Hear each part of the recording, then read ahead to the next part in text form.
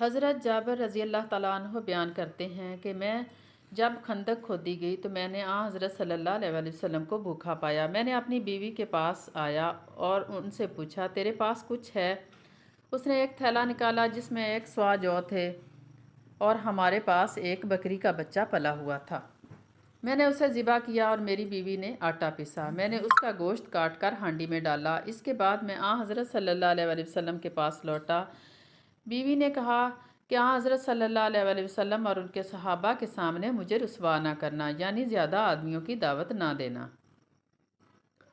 جب میں آپ صلی اللہ علیہ وسلم کے پاس آیا تو چپکے سے عرض کیا، یا رسول اللہ، ہم نے ایک بکری کا بچہ ذبح کیا ہے اور 100 جو کا آٹا ہمارے پاس تھا، وہ تیار ہے۔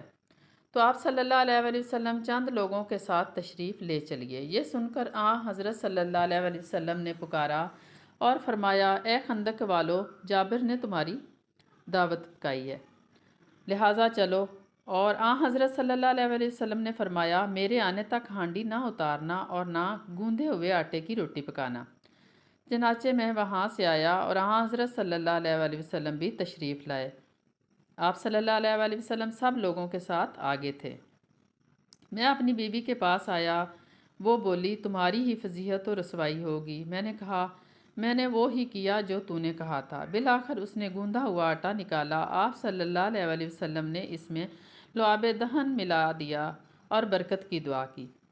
پھر ہانڈی میں بھی لعاب دہن ملایا۔ اس کے بعد فرمایا، ایک روٹی پکانے والے کو اور بلا لو جو تمہارے ساتھ روٹی پکائے، اور ہانڈی میں سالن نکالو، مگر اس کو اوپر سے نہ اتارنا۔